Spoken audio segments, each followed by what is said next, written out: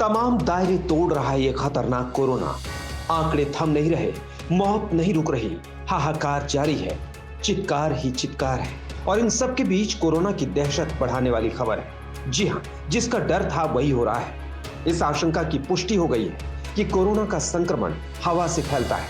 6 feet की दूरी पर भी कोरोना से बचना मुश्किल है।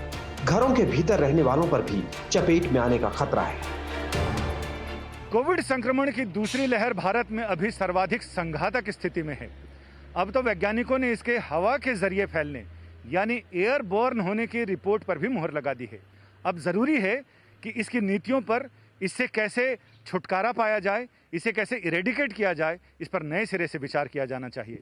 क्योंकि भारत के लोगों ने पहले ही अपने लापरवाही भरे नजरिए से और रवैये से देश को इस स्थिति में पहुंचा दिया है जहां हमें चारों ओर निराशा ही दिखाई देती है।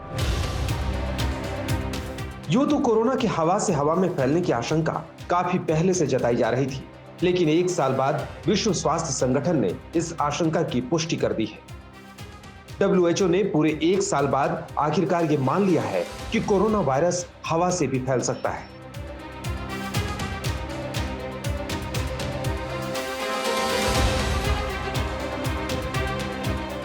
WHO ने अपनी गाइडलाइन में बदलाव करते हुए कहा, वायरस खराब वेंटिलेशन या भीड़ वाली जगहों में हवा से भी फैल सकता है।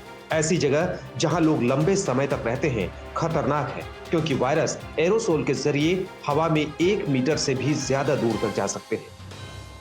Since the beginning of last year, from March, April onwards, that this is an airborne infection. Now, what does it mean, airborne?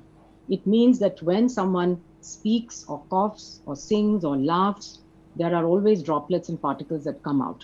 The larger particles, which are called droplets, they fall to the ground within about 6 feet of distance, just gravity. And that's why that 6 feet rule came about last year, saying that that's a safe distance to maintain.